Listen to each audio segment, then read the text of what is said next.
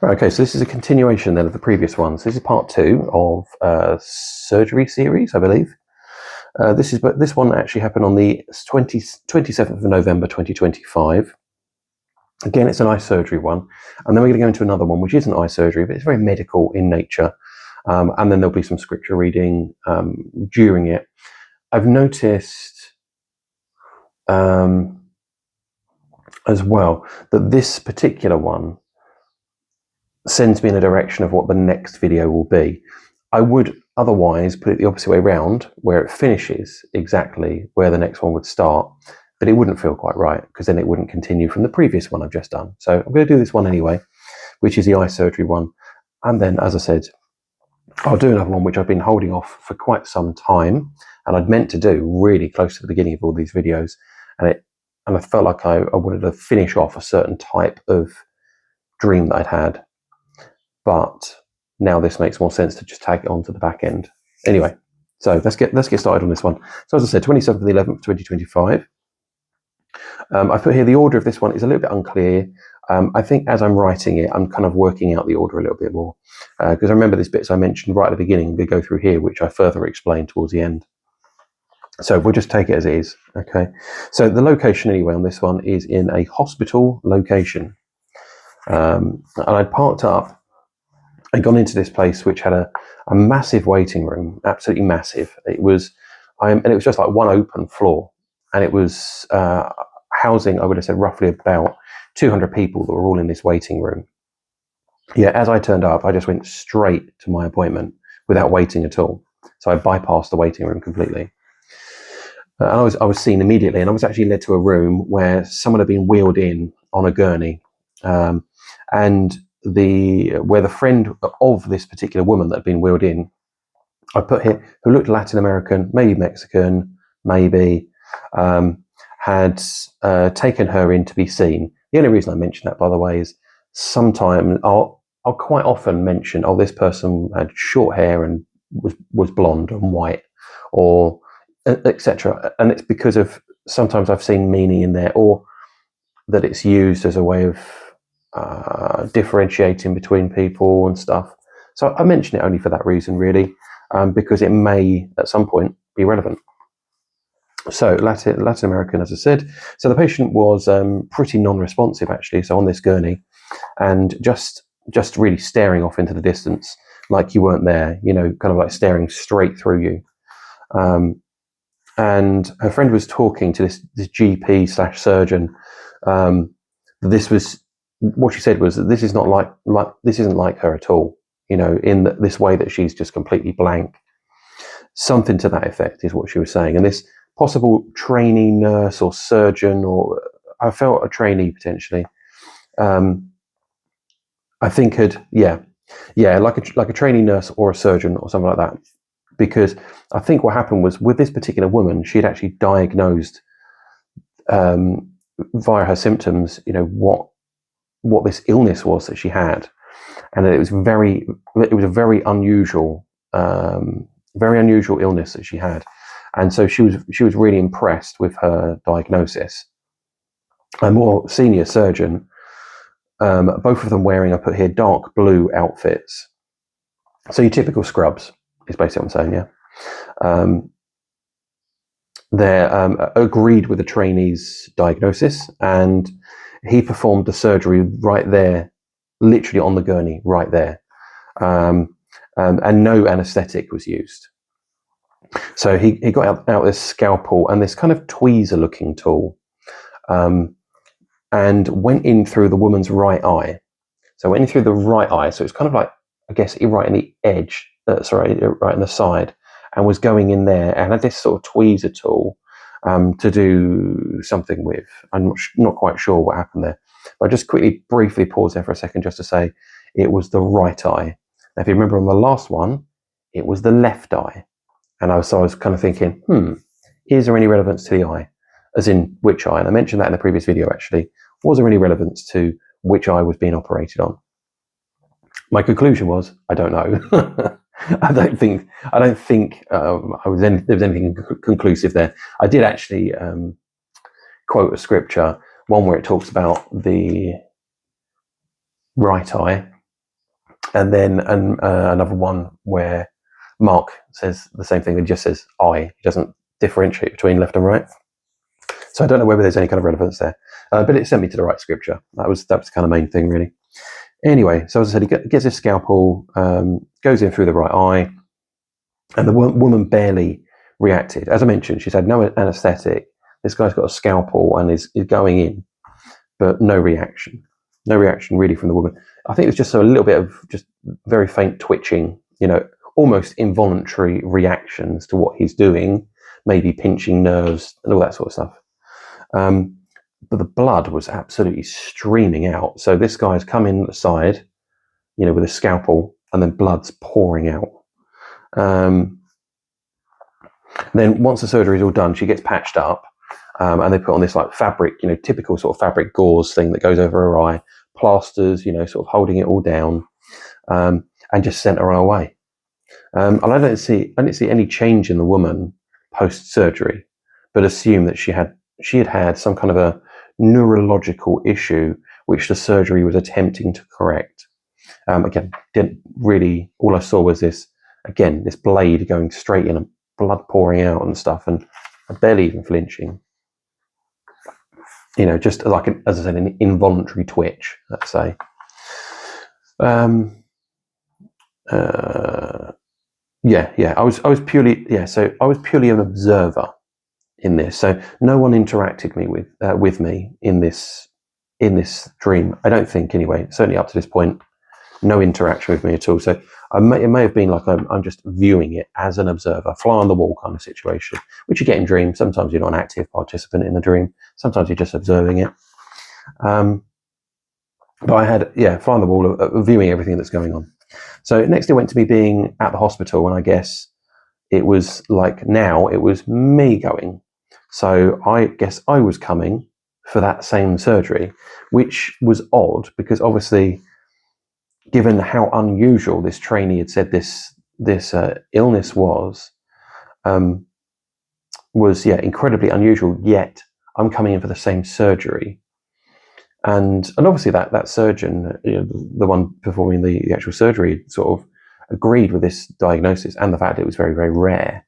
So it just seemed a bit odd that I also had that same illness that needed to be worked on.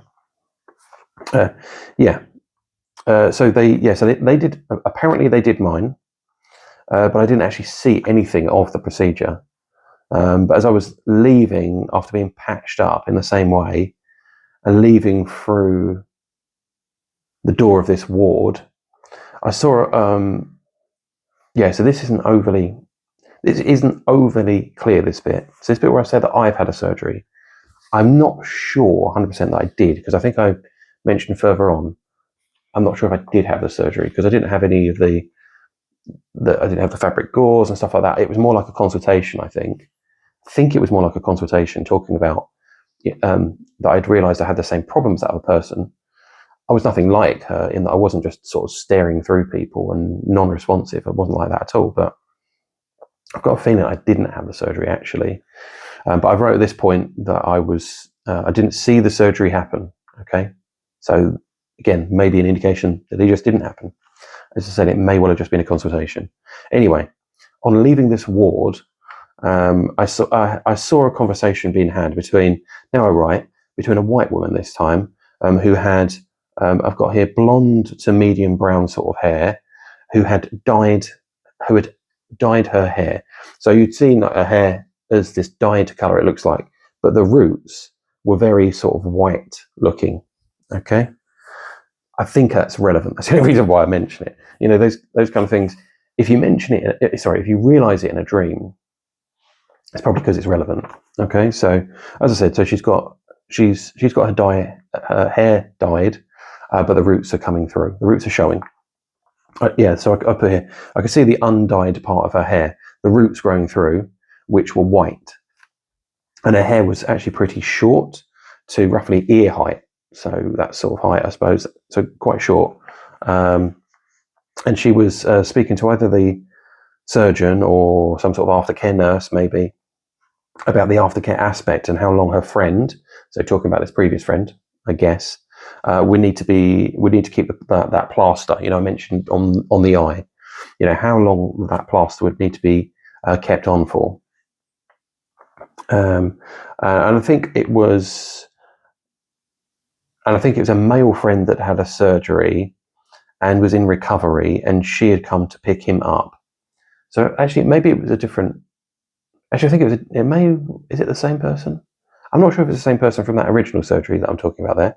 Not 100% clear. But this is a male friend, because I don't think I'd mentioned that, did I? I just saw this person that was, not like her at all. Okay, so sorry, this is a different person who's coming for a surgery. Okay. So I guess the same surgery as I'm talking about, all of these ones, all eye surgeries, which would make sense if you're going into a specialist area maybe, but I don't think they would have one really for eyes. But if you were in a fracture clinic, let's say, you would have everybody's have broken bones in that area. So that's kind of what I mean by that. Anyway, so this aftercare nurse, she was speaking. So she was speaking either to a surgery or an aftercare nurse about the aftercare aspect of how long her friend would need to keep the plaster and the gauze, that kind of gauze thing on. And I think it was, as I said, a male friend that had the surgery and was in recovery, and she'd come to pick him up and take him home. But she got told that he may need to keep this this bandage thing on for weeks, but it could be as much as months, or it could even be 1 to 2 years. And at this point, I was thinking, this is me thinking, about how would I cope with having like a patch, let's say, over my eye for weeks, months, or even 1 to 2 years. How would I cope with that? I don't know if I could face it for that long, and I just felt like it would drive me mad. So while the aftercare nurse was running through the aftercare aspects of maybe washing and redressing the wound and stuff like that, I remember her hearing her specifically say, it says that in the Bible, and then my ears pricked up. I was like, what? What are you saying? Thinking, oh, she's a believer, right? Okay. And that started her off mentioning how she reads the Bible regularly. And I was thinking how bold she was in speaking to this random person, chatting about her faith. It's not just something that, especially in the UK. In the UK, we're not bold at all. I would have said, very reserved, which I think we're known for internationally. But we don't. I don't. I don't think we just go up to random people and then start talking about our faith. That's just not something we do. Very unusual. Very, very unusual. Anyway, so she's openly talking about this, and as we were leaving at the same time, so I'm leaving this ward, she's sort of arriving to pick up her friend, and they're going to leave. But I realised that maybe I wasn't getting the surgery because I didn't have any of the stuff covering up my eyes, and was thinking about how I would cope with that, as in, like, I haven't had it. How would I cope with having that sort of, that kind of eye patch, let's say, for 1 to 2 years or however long it took, really. So this is where, as I said, it felt like I'd gone in for a consultation and I hadn't actually had the surgery. I backed out, or I don't know. Anyway, as she left, she was ahead of me on the stairs down. And if you imagine you've seen somebody going down the stairs and going down, I'm kind of following behind her, and I'm thinking at the time, I should really catch up with her and then see if she wants us, to pray together for a friend, for his recovery and stuff like that, just general sort of stuff like that.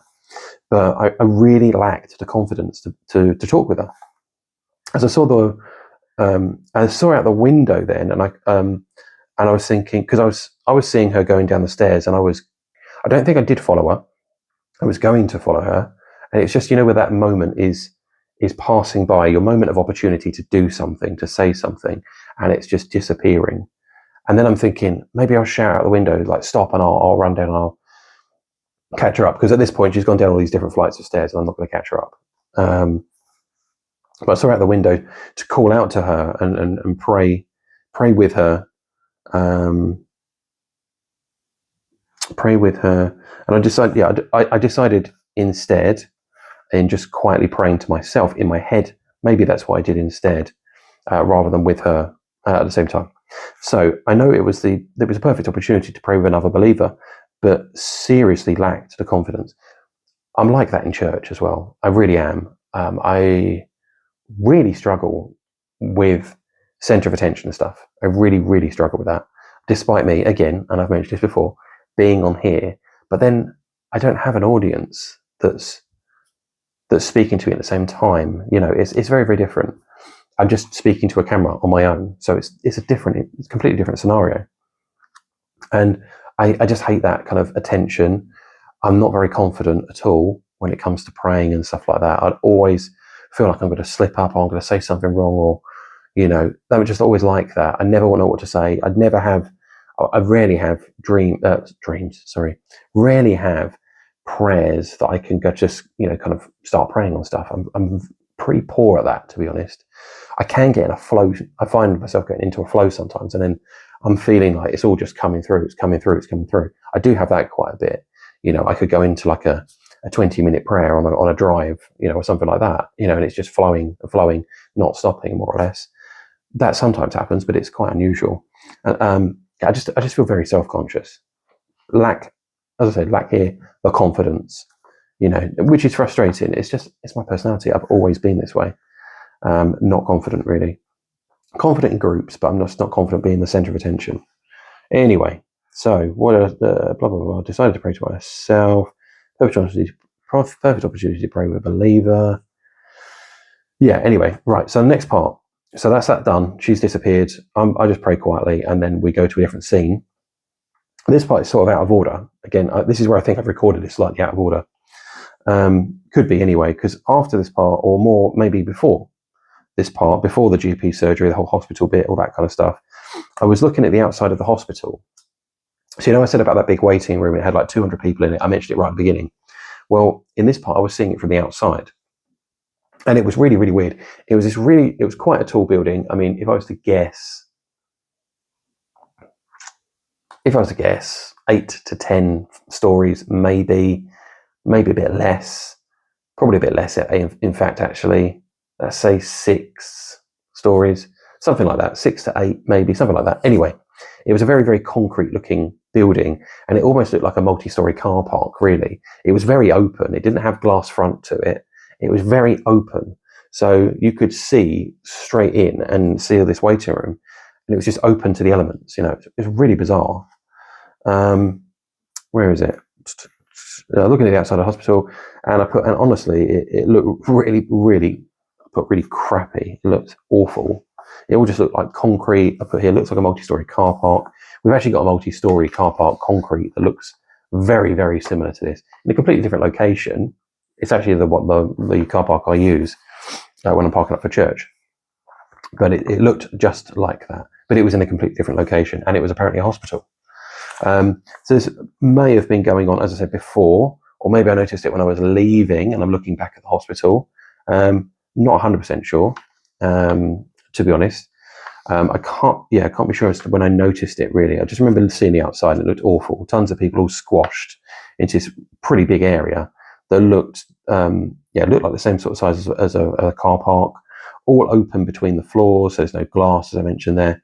It did look very odd, and I sort of got this kind of prisoner vibe to it. It felt like a prison. It's just the way it looked. I actually went to a nightclub once in London. So weird. It was snowing, and there was people standing at various different positions in the outside. We were queuing, basically, like if you think like a queue, snaking towards the front to get to the front of the club so you can go in. And there was like these kind of like metal steps going up or something like that, and there's like a couple of people and they're sort of standing above you, looking down on you, and you're waiting to get in. Snow, as I said, it's snowing, it's dark. It's so weird. And the rooms were very boxy. It was just literally like one box, then a hallway, then another box, then another hallway, then another box of all the different rooms in this club, playing different styles of music and stuff. And I remember having this, it felt like a Russian prison or something. It was because of the snow, and it was like these guys that were standing up there almost like with machine guns, like if you step out of line, they're going to shoot you kind of thing. It was so weird. It just had this bizarre feeling to it. Not a particularly nice area of London either. But yeah, it had this kind of, and that was all concrete, very, very concrete, blocky buildings. But this had this sort of similar sort of feel to it. As I said, a real prisoner sort of vibe to it. Another location was in my town, and whereabouts it was actually right next to a supermarket. And the supermarket will just feature in this in a second. So I've come out of that building, or I've been at the supermarket first and then gone to the building. I actually think that this is me leaving personally, but I'm seeing, because I then go to the supermarket. So I'd actually been, or maybe not. I had actually been into the supermarket doing a small amount of food shopping. Okay, so maybe I've done that before. Again, as I said, the order's a little bit confusing. So a supermarket, right? So I'm doing some food shopping, and in the queue, I'm queuing up obviously to go to the, put it all on the conveyor belt, putting all my shopping on, and you've got the person who's going to be, sticking it through and then billing me obviously for the food. So so I'm in the queue, and there's already somebody in front of me. They've put all their food through, and they've paid. Yeah, so they've paid, and they're just moving on. Yeah, so I had a woman, putting her shop into bags, all that sort of stuff, and then oh, actually no, sorry. Let's just read this back. Let me.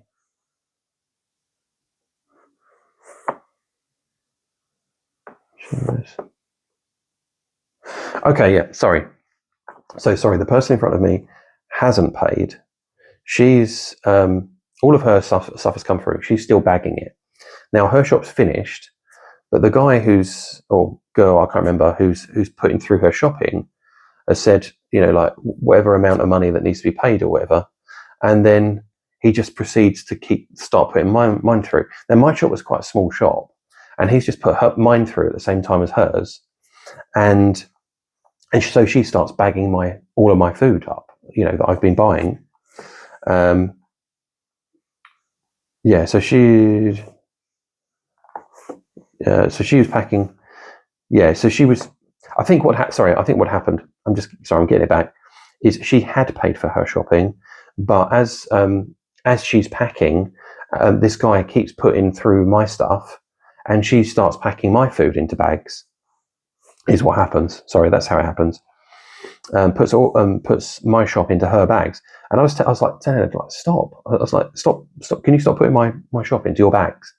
Putting my stuff. And I was trying to take some of my stuff out of her bags, and she was just insisting that it was all hers. And I, of course, was claiming that I said that makes no sense. Then where's my shop? Like, what are you talking about? Where's my shop then? Clearly, at least some of it was mine, but she kept on bagging it up, and then she was just like trying to leave the supermarket, and it was looking like the guy, there you go, a guy putting through my shopping was going to tell me how much I owed, and I didn't even, and I'd have to pay for a shop that I didn't even receive. It was like, yeah, but this woman's just carted off all of my shopping. You should have stopped her. I've not got anything. Where's my shop? Do you see what I mean? I was like, I'm not going to pay for that. That was a kind of irritation, let's say. So she's left with all of my shopping. As mentioned, not sure if this was the end of the dream after I'd left the surgery. It was after I'd left the surgery. I think it likely was, but then the dream ended. So I'm going to go through transparency on this one. So last night, so this transparency statement again, just being something that qualifies whether there's anything really that could have influenced my dream. So I mentioned here last night we were watching a film where there was an actress that reminded me of a character in a medical series. She was actually the one who was in the film. Actually, was a young black actress, and she was. And I was trying to place her face. When you do that with films, you're like, "What have I seen her in before? What have I seen her in before?" And I was thinking of that. So I was pondering this woman we see, and so that may well be where that Latin America, Mexican kind of medical person maybe came from. I don't know. Also, the character in the film was a student as well, so she was a trainee. Again, the character was a trainee. So I thought, that could have definitely influenced it. Also, the hospital being very concrete looking could be linked to us actually watching, asking for a builder to redo our fences. So all of our fences just crashed in. They were really old. It wasn't any like large wind and stuff that caused it. They were just wrecked. And we've got concrete posts, you see, and we were talking about how we didn't need the posts to be replaced. We'd only had them in for about like 7 years or something like that. Concrete posts, they don't need replacing. All we need is just new fence panels. But this guy was trying to like quote us for the whole thing. I'm like, we don't need that. Obviously, we don't need that. And he was sort of inspecting them, saying, yeah, I suppose we could get away with that. I'm like, you're joking. Like, obviously, I'm not going to replace concrete things that are in a concrete, stuck in there, and had these again concrete floor sort of bits that the panel comes into, and it was like, maybe we should replace those. I was like, they're concrete, why? Just feels like sometimes somebody's trying to price up a job. Is basically what I'm saying, and so that was on my mind. I don't know. We'd also recently watched a film where somebody was wrongly imprisoned, so maybe that was what influenced that prisoner vibe. I don't know. Anyway, thoughts. So I haven't gone through the thoughts here. I was writing notes actually here, but we'll go through this. Now, this may take us actually, to be honest, into a part 3, because we're already at 20 odd minutes. I've got to explain this. I did say on the last one that this is a bit of a fuller dream. I didn't know whether I could fit both dreams in. We'll just see how long this takes actually. So interesting. So the thoughts then. So very interesting in that there's another eye surgery dream. I'm still not sure on the meaning, as eyes, sight are mentioned in the New Testament and Old Testament quite a bit. I don't think this time the surgery was on me, as I didn't have a gauze, plasters and stuff like that, and was concerned if I could deal with the recuperation. However, as spiritual sight can be the meaning, maybe others were getting their sight, and I didn't, and I was concerned about the healing aspect, lacking bravery, let's say, I guess. Now, I'll just tag this on, not that it mentions here. I did mention in the previous one that I thought maybe it could be talking about seeing in the spirit. Okay, so this is seeing angels, seeing demons, that kind of thing. Now, it's one of those things where I do sort of want that, but at the same time, how would I deal with that? So that's kind of making me think that this eye surgery I'm kind of like, I don't know, what's the recuperation like? Almost like, well, if I was to suddenly start seeing in the spirit and I'm seeing all these demons and stuff like that, how would I deal with that? Would I be able to deal with that for weeks, months, 1 to 2 years, in that recuperation thing? And I wondered whether that's what it was talking about, you see. Would I be able to handle that? Also, that it was, because it was a very unusual, very, very unusual, it said illness. I mean, I wouldn't see it as an illness, I'd see it as a gift, obviously, but, they perceived it as an illness, and they were trying to sort of fix it, I guess. I don't know. Yeah, I don't know. Or maybe were they fixing it in allowing me to see differently? I'm not sure. However, put here, however, as spiritual sight can be the meaning, maybe others were getting their sight, and as I said, I was concerned about the recuperation, not sure. Interestingly, there was a waiting room, but I was taken straight to the front of the queue. What could that mean? Once again, I'm very disappointed in my reaction to the opportunity to proclaim Jesus, to pray with others. Unfortunately, this is an accurate representation of me. I am very shy, not an outgoing person, and so really struggle with praying in front of people, and also being confident with my faith. I'm not a sort of social, super social person. I'm not the sort of person, I guess, that like tries to strike up conversations with people. I'm kind of a bit more short. Let's use a supermarket situation. Is quite often they'll speak to me, and I'll be polite, but I won't be talking all the way through. I'm bagging up my shopping. I'm not that kind of person. It's like, oh, how are you doing? How are things with you? Yeah, good. Yeah, how was work? Oh, it's really, really busy, really long day. Oh, okay. Got anything planned for the weekend? Not really. It's that kind of thing. And then it's bag up. Small talk's over. and I'm not keeping it going. I'm just not. I'm more about, let's just get things done. Let's get moving, rather than that kind of interaction with people. I'm just not that. I'm not. As I said, I'm complete opposite of that. I'm very introverted. I'm not. I'm not the kind of person who needs that. As I said, when I'm in a group and I'm comfortable in a group, then I'm actually really outgoing. I end up then rising to the top as being the person who's kind of like the loudest and the one of the most confident when I'm in a group that I'm confident with. It just takes time for me to settle in. So at the beginning, I'll be really, really reserved and I'll be right back. Anyway. As I said, I get so frustrated in my dreams because in my dreams, when I have these opportunities that come up, I almost always shy away. Like almost always shy away from opportunities. I have had some where I have actually gone ahead and I've proclaimed, Jesus and stuff like that. So an example of that one would be the one that's called L, just EL. So that one I'm proclaiming stuff. There are some others, but I would have said the majority is really me shying away from professing faith. Okay, but again, that's very much a representation of reality as well. Anyway, so yeah, as I say, get so frustrated, and regarding the eye healing, let's say, the longer it was left, I got the impression the longer it was left, the better it would heal, better the outcome's likely to be, the longer that you waited in this recuperation, rather than leaving it a week or so, taking the eye patch off, and then off you go. It was more like, well, leave it as long as you can, because then it will heal better. And again, I've mentioned this. I did a laser eye surgery, and I had to have these plastic eye guards I had to sleep with, and had to put like a tape on to hold them in place. Oh no, it wasn't the same one. I was just thinking, is that the same as that London club I was talking about?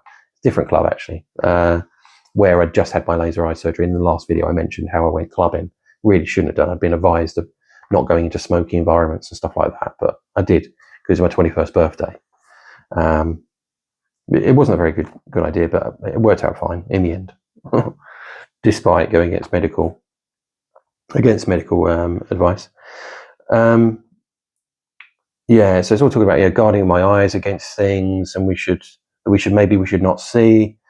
The same for your ears as well, guarding against things you shouldn't hear. This is biblical. I'm talking about here, and how the tongue is like a rudder for you as well. So that's again a scripture that talks about your tongue. You have to be very, very careful with your tongue, because where your tongue sort of takes you, can take you. What's the best way to say this? The rudder. Basically, how powerful the tongue is, and to be very, very guard your tongue. Don't say things without thinking first, because they do have big ramifications. I've mentioned that before as well. Steers our paths, and of course I'm paraphrasing, but I'm going to go through a couple of scriptures here now anyway. So I'm going to go through Proverbs 4. Don't often get the opportunity for Proverbs, so let's have a little look at this one. So Proverbs 4, verses 20 to 23. So this is get wisdom at any cost. Apparently, this one is how it's titled. So Proverbs 4, 20 to 23. Cool. Okay. My son, pay attention to what I say. Turn your ear to my words. Do not let them out of your sight. Keep them within your heart, for they are life to those who find them, and health to one's whole body. Above all else, guard your heart, for everything you do flows from it. Everything flowing from your heart. Okay? So meaning, because of course we have a changed heart, and out of that heart comes, whatever happens. It talks about that. Whatever comes from your heart can be obviously bad things, good things, but that's kind of like where it all emanates from. And so you need a changed heart. And again, I've talked about that in a previous video. So that is that one. I'm going to go back here now to Psalms. So I've been doing a lot of Psalms recently. So Psalms 101, and this is just verse 3. So it says, I will not look with approval on anything that is vile. I hate what faithless people do. I will have no part in it.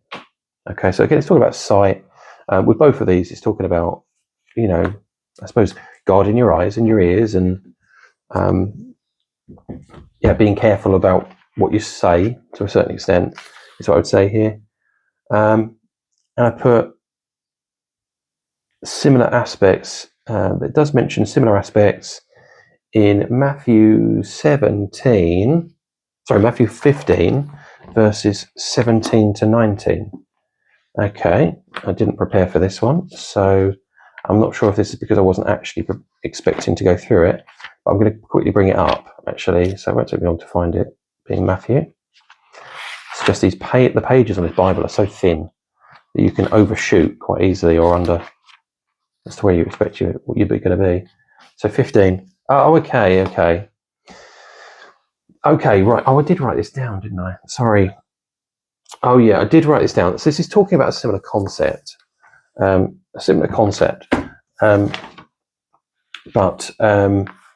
it's talking about what you eat and what goes into your body and stuff like that. So I'll go through this purely because I can cover off some of the meaning for you if you like.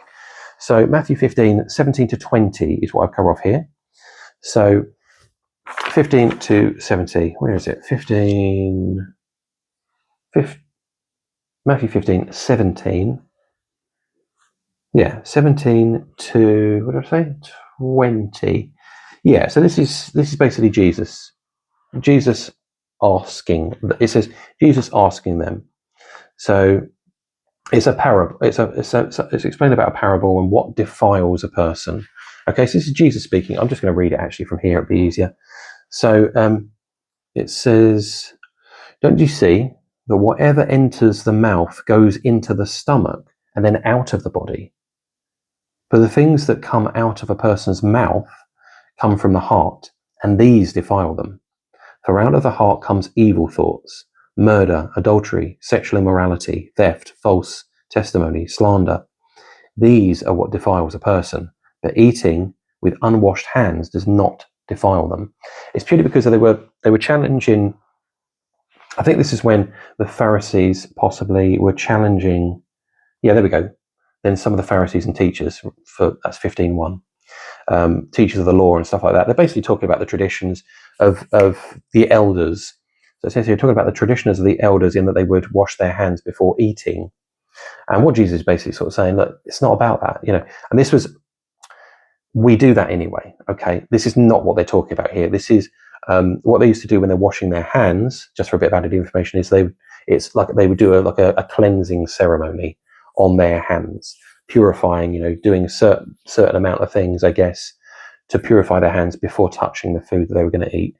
So it was a lot more than just washing your hands because you haven't washed your hands in several hours and you've been out and doing things. Not the same thing, okay? That's what I understand it to be anyway. But I wanted to elaborate on this because I went through all of this, okay? So there was a time I was a 7-day Adventist and I was very, very worried about what I was eating. And, I stopped eating pork for quite a few months. Yeah, this is the time I'll mention it. Okay. I've not mentioned this to date. I have not mentioned this to date, but I'll mention it now.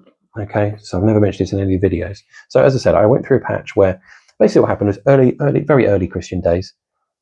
I was watching lots of videos. There's one particular YouTuber who I thought was particularly, particularly good at presenting aspects of the Bible, Revelation and stuff like that, talking about prophecy, and very well presented. And at that time, I was really early on, like first months, let's say, of my salvation. And he happened to be a 7-day Adventist. Now, don't hear me bashing them specifically here. I don't want to do that. I'm just purely going to break down an example. Okay, so they were a 7-day Adventist. The first church I ever went to, I'd sought out to find a 7-day Adventist because I thought, this guy's got it together. I don't really know anything about denominations or anything like that, so I'll go with this one. And so me and my mum went to this one. It was a very, very small, incredibly small church. It was basically a house that had been converted into a church because it was in a residential estate. There was literally like houses next to it. It was very, very small, incredibly small, in fact. I didn't like it, didn't like the place. It had the Holy Spirit, as far as I'm concerned, was not there. It didn't feel like it to me. Since going to other, the church I'm in right now, completely different. The Holy Spirit is very much there, very, very much there. But I just didn't feel anything when I was there. It felt quite dead. You were kind of reading scripture and obviously doing songs and stuff like that, but it was just nothing. It just didn't feel like there was anything there. So we moved on. My mum actually she felt really, really convicted actually by their opinions on certain scriptures, and so she stopped going, and I continued to go. I think maybe only one more time or two more times, nothing more than that. And then I stopped going, and I said, well, let's look for another church. And I said that you've got to be comfortable. How about you find somewhere that you're comfortable with? And she said, well, how about we go to the church that I used to go to as a kid? And my mum hadn't, this was like a Sunday school sort of thing, really, really young. And then obviously as she got older, she didn't go to church at all. And coming to faith has been the same time as me, literally the last 3 years for her and her entire life. Obviously, she's not been Christian. So to say anyway, back to the whole 7-day Adventist thing, was they're very much about not eating pork and sticking to the law as far as what you're eating, bits and pieces. And a lot of them actually were just vegetarian because they just didn't want to take the risk, but they were already vegetarian, so it wasn't really a big deal for them, but for us it was, not too big a deal that we couldn't do it. We didn't, but we adapted. It was like, when it came to eating together at the weekends, right, well, let's not get a pizza that's got ham on it. Can we not go for a meat feast? Let's do something different. It was all that sort of stuff. I remember I threw out a load of meat, so I had like sandwich meat that was ham, got rid of it. There was a lot of situations where I actually felt a genuine revulsion to eating ham and stuff, because I felt such a conviction to not eat pork that my body was just rejecting it. I was feeling physically sick and I couldn't eat it. A bit like very much like a vegetarian, if you think of it, because I remember this happening at school once, where there was a guy who was a vegetarian and somebody had put something in his sandwich. I can't remember what it was. And he'd eaten it and he was fine. But then afterwards they told him, oh, by the way, I had that in it. And he was like, what? Started retching because, to him it was disgusting because he was a vegetarian. Similar sort of thing. I was very, very aware of it. The conviction was so strong that I just couldn't eat it. And as I was throwing stuff out, I was having to adapt what we were eating. It was becoming a bit of a pain for my family. I totally get it. I would completely get it. And I was again with 7-day Adventists. They're very much 7-day Adventists. They have the Sabbath on a Saturday and they do nothing. So again, like the law, like it was before Jesus was crucified and all this kind of stuff was kind of, done away with.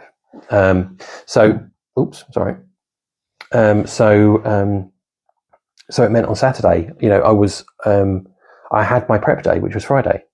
I was preparing for the Sabbath, which was a Saturday, and I was like doing all the washing up, and I was seeing if there's any food I could prepare so we didn't have to cook. But my family just wanted to do stuff, like, can we go into town? I'm like, oh, I don't know if I can, because I shouldn't really be doing anything, because that would be seen as work, and so what should we have to eat? Do you mind you cooking? Because I shouldn't really be cooking. Or should we get takeaway? And we need to do a wash because the kids need their school uniforms. Well, why didn't you get it in so I could get it done on the Friday, and then I wouldn't have to do anything now? I was getting very, very legalistic, and it was become such a burden. And that's what Jesus talks about is, that we're heaping burdens upon. That's Paul, I think, talking about circumcision, but it's basically, that we're heaping burdens upon ourselves so that we don't need to, because that's all now done away with. And also Jesus talks about, how, the law was, the Sabbath was made for man, not man made for the Sabbath. I think that's the right way around, in that it was meant to be a blessing. That day was blessed, you don't need to do work and stuff like that. You get to recuperate, not that you sit still and you don't dare, I can't pick up that, I'm doing extremes here. I can't pick up that mug because that would be work because I'm doing physical activity. Do you know what I mean? It's to that kind of degree. I don't think it's quite that extreme, but it is pretty extreme it is pretty extreme in Israel. Like you can't push a button on a lift because that's seen as work. So the lifts just go all the way up to all the different floors, and you just have to wait until it's your one and the door opens and you jump out, because you can't say I want the 5th floor, because if you press the button, well, that's work. As I said, it's pretty extreme. But as a 7-day Adventist, as I said, I was in that kind of world for a bit. And one of the things that happened was I kept on reading the passage that I just read there and some other passages. There's one where Peter sees, what's it called? It's like what would you call it? Like a sheet that comes down. There's all this food on there. And then I think it's God calls out and says, kill and eat. And it's, and Peter's sort of Simon Peter saying, well, no, I'm not, I've not let any unclean food ever entered my mouth, and it's just an instruction, basically sort of saying, look, we're past all this now. We've moved on. Okay. It was all a foreshadow of things to come, which have been fulfilled. We're moving on. Okay. And, and this is the example. Sorry. Now we'll finally get there. As the example that I was going to go through with you. So as I said, heavy conviction. My mum is challenging me and sort of saying, look at this scripture. Doesn't this mean that we don't, we can eat whatever? And it's what it's saying here is whatever you eat just goes into the mouth and then just comes out the body. That's not what defiles you. It's not about that. It's what comes out of your mouth, meaning what you say. That's what defiles you. Saying blasphemies against God. That's what's defiling you, or whatever you're saying. That's the main thing. And the evil thoughts and that come out of the heart and all those kind of things. They're the things that defile you, not what you're eating. So it was a lesson to them. And I was like, yeah, but has that been done away with? And I was really trying to back up my position. But the more and more I was looking at it, I was just thinking, you're absolutely right. So I prayed on it, basically. I did pray on it. And I prayed, like, let's say Monday morning. I can't remember the day. I prayed Monday morning, let's say, on it, or sometime during the week. And I said, Lord, can you confirm this to me? Because I'm really convicted here. And I think what my mum's saying makes complete sense. And I'm looking at the scriptures and I tend to agree, but I don't dare want to do something that goes against what you want. And so this is why I'm doing what I'm doing, because I want to be obedient to what you've told us to do. And I'm hearing other people saying that what I should be doing. I don't want to go against you. I don't want to be disobedient. And I said, could you please give me a sign before the end of the week so I know? And I'm looking out. So the whole week I'm looking out for a sign that's somehow telling me something in whatever way possible, that I shouldn't be eating these different types of meat. So something like that, I'm just looking for a sign. And I realized we get to Saturday. I think it was a Saturday. Yeah, it must have been. And I still haven't had any confirmation on it. And I thought, hang on a minute. Because my family had said, let's go out to a restaurant this afternoon and go get something to eat. And I thought, oh, well, I need to know then. I really need to know on this. I really need to know. I need something very, very clear that tells me whether I'm supposed to be eating pork and stuff like that or not. I just need to know. And so I actually said and I feel quite bad about it actually. I felt what I said to God was quite kind of commanding. And I said something along the lines of, look, I'm going out with the family and we're going to go get something to eat. And I'm going to order something that has pork on it. Specifically so that, and I believe that if you feel that I shouldn't be eating pork, you're going to go out of your way and you're going to make sure that I don't eat pork. And I'm waiting for this to happen. I'm waiting for this to happen. I'm sitting there and I'm getting ready to order. I remember my daughter was drawing a picture, and she drew a little picture of a person. She liked crayons and stuff, or pencils, whatever it was. Drew a picture, very, very, very basic, and it had a cross on a book, I think it was, and it was like you, Dad. It's like you, Daddy, or you, Dad, with your Bible or something like that. And my wife, again, not trying to put her down here, but kind of was like, oh, what'd you draw that for? And I thought it was really sweet, obviously.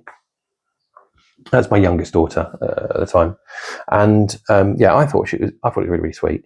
But anyway, we go to ordering things, and I'm really going very slow over this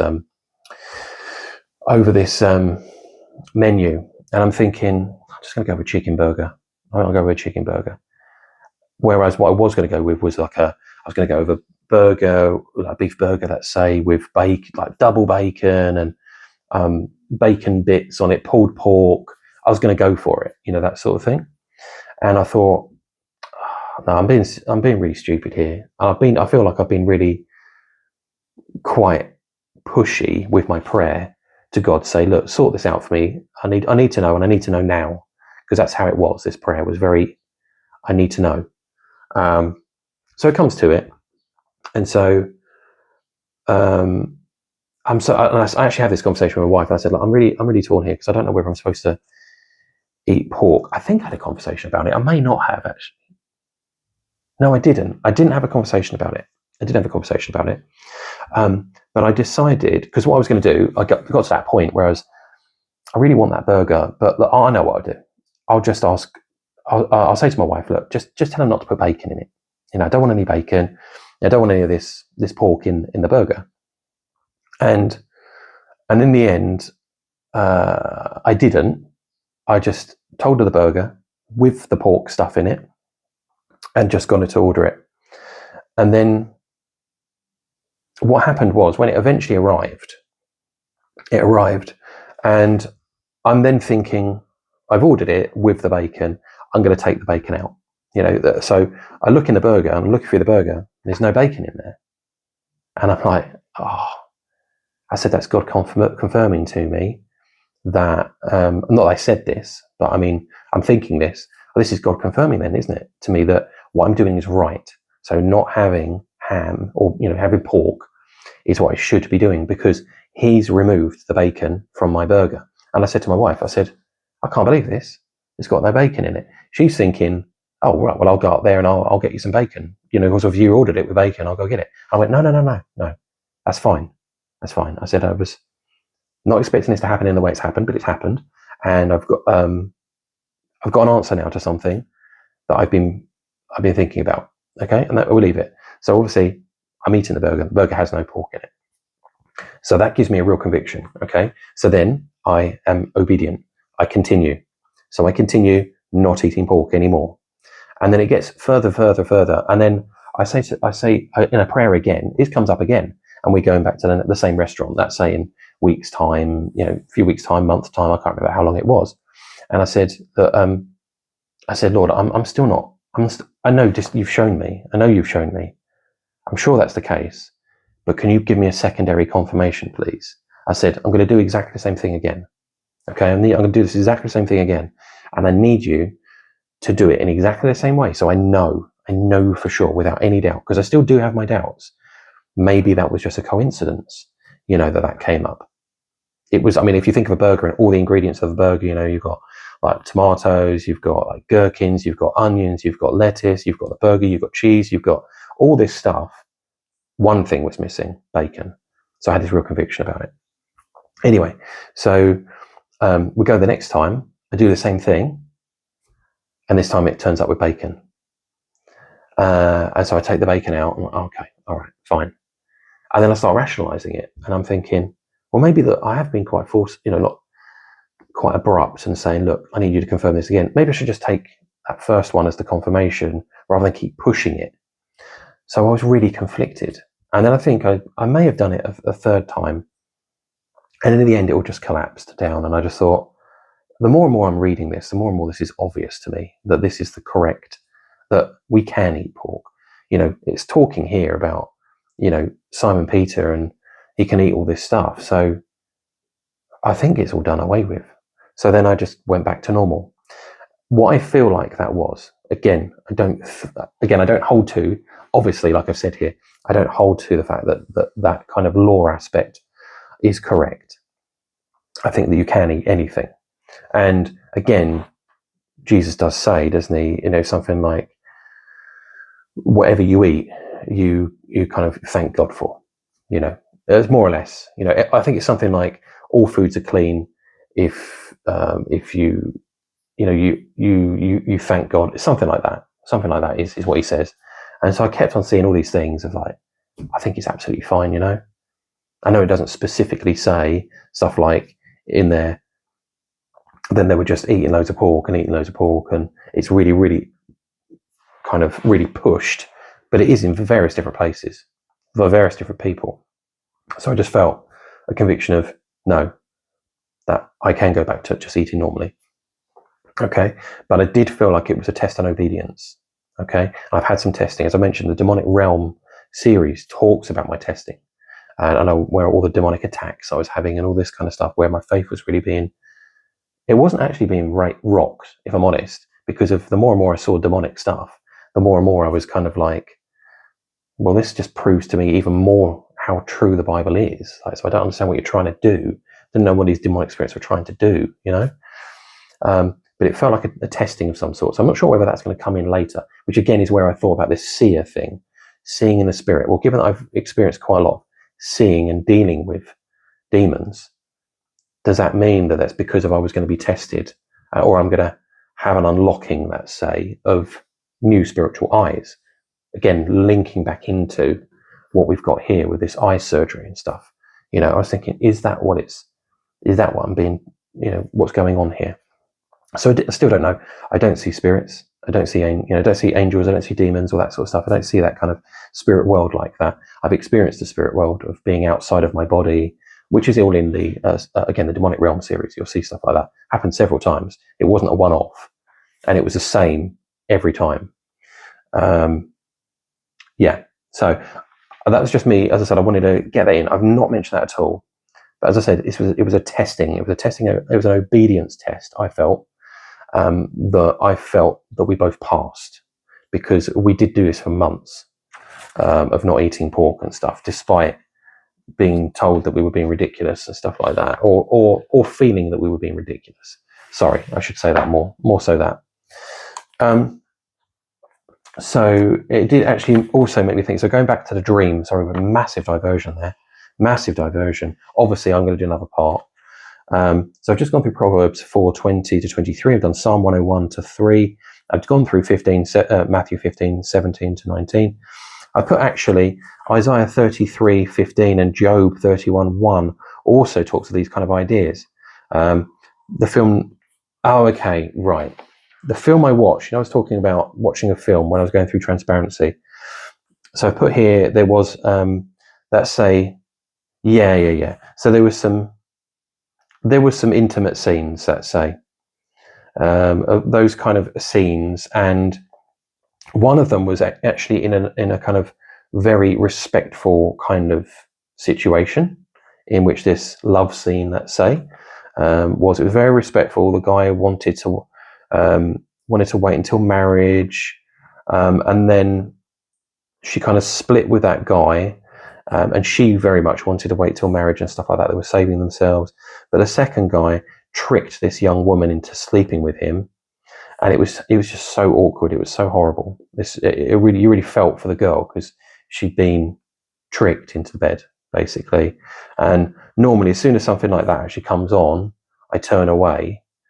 But I sort of forgot, to turn away. And I was sort of watching the film and what was happening, and didn't look away. And so the second guy actually got really violent, and it ended up at a later stage being a forced situation that happened, which I feel I get so incredibly angry. I almost want to jump through the screen, because this girl was so innocent, so incredibly innocent. And then, yeah, cool. I mentioned at the end of the last one, I was fumbling around for like 3 minutes of, I think there's another bit I need to do, but I haven't done it. I need to do it. Well, yeah. I need to. Yeah, sorry. Where am I at? I had the wrong piece of paper in front of me. I'm going to quickly go through a couple of bits, just real quick, but I'm going to follow on from what I just mentioned there. So, just quickly going through some just quick bits then. So, the right eye of the woman, does that have any kind of relevance? Again, going back to the dream and just highlighting some certain points. I don't think so. I don't think the right eye specifically, although it does talk about the right eye in Matthew, when it talks about removing the right eye. But I didn't see the surgery anyway. But I would say, obviously, also look up another hospital environment video that I put together, which is called Cleansing Fire. Has a lot of scriptures in it. The dark blue outfits then that the surgeons and the trainee or whatever was wearing, blue is a color used to represent the spirit realm. Again, if you watch the Demonic Realm series, you will see I go on about the blue, blue, blue, blue, blue, blue, blue. Everything is blue that's the spirit realm. And I actually looked up in my divinity code dream interpretation book, and I looked up blue, and it says a spirit realm. I was like, no way.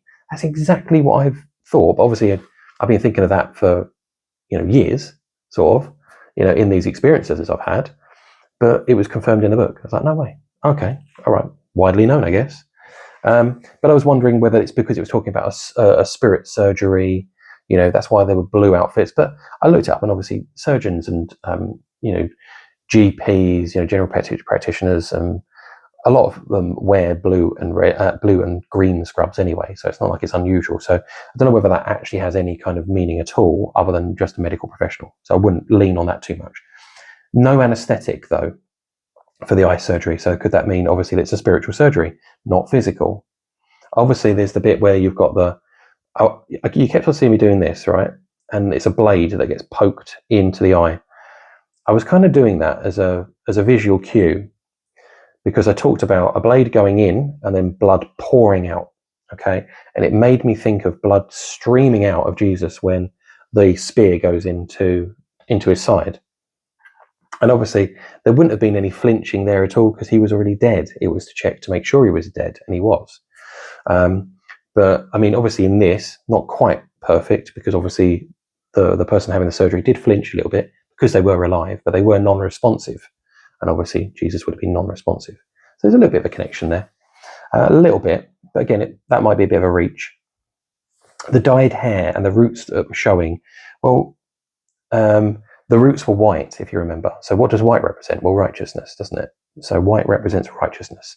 In both robes and hair, God has, white hair in some of the passages. I think that's in Daniel, isn't it? And is it Revelation? Might be both of them, I'm not sure. But yeah, look that up. You'll find God has white hair mentioned in the Bible. And I thought, well, dyeing your hair, is that kind of something like being fake in some way? Is it, a facade or something like that, which I've seen before? But the white hair was being covered up. The righteousness was being covered up in some way, in that she'd dyed her hair, but the roots were showing. So was there a root problem or something like that? I was just thinking there's something to do with that root. The fact that it's white, that it's righteousness, that some of the righteousness is coming through, but not fully.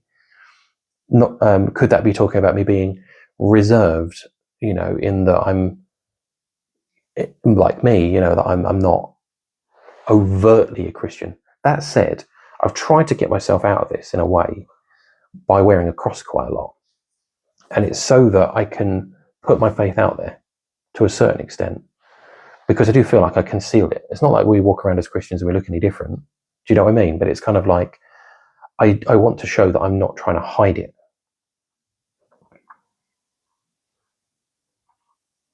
There was another bit with I'm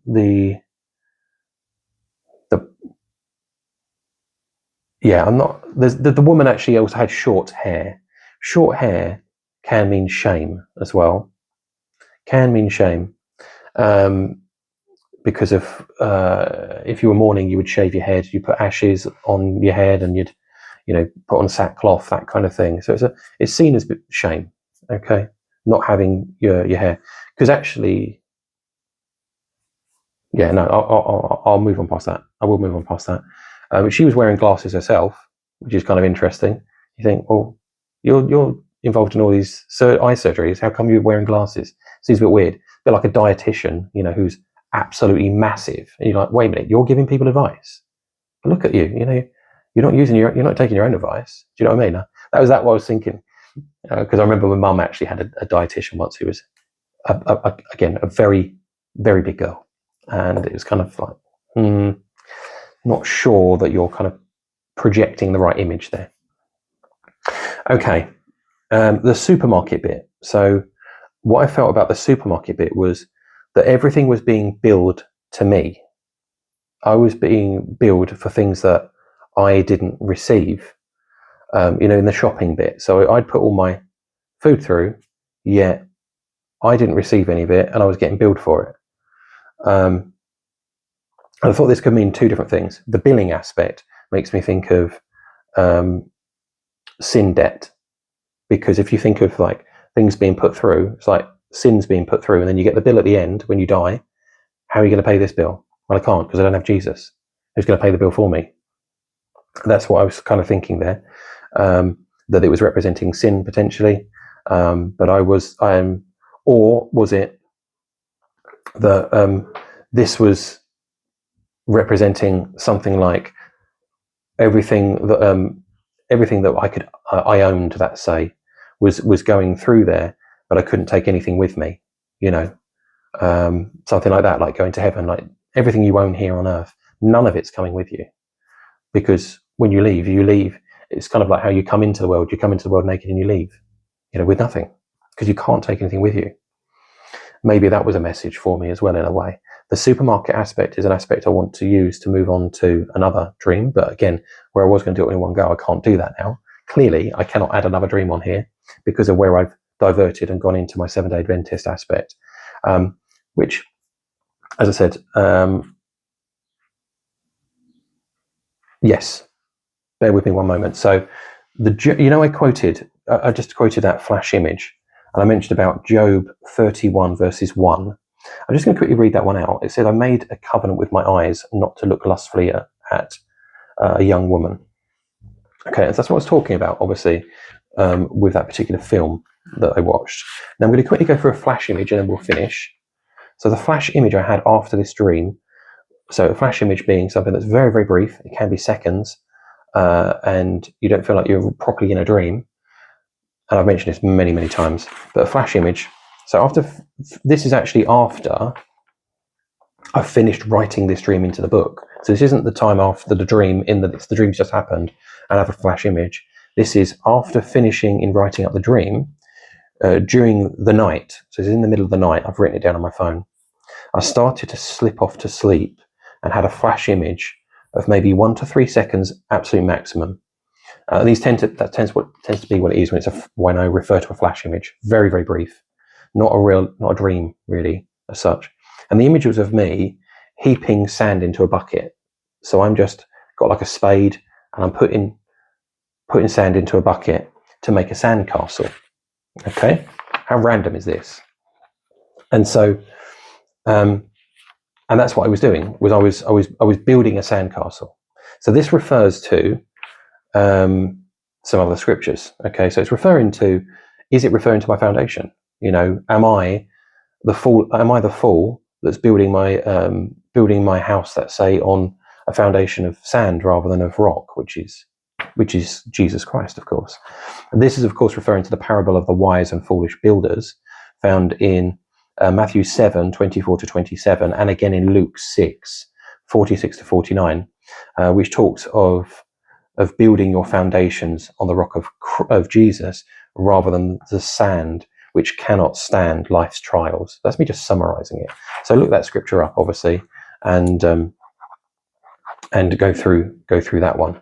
But that is, I believe,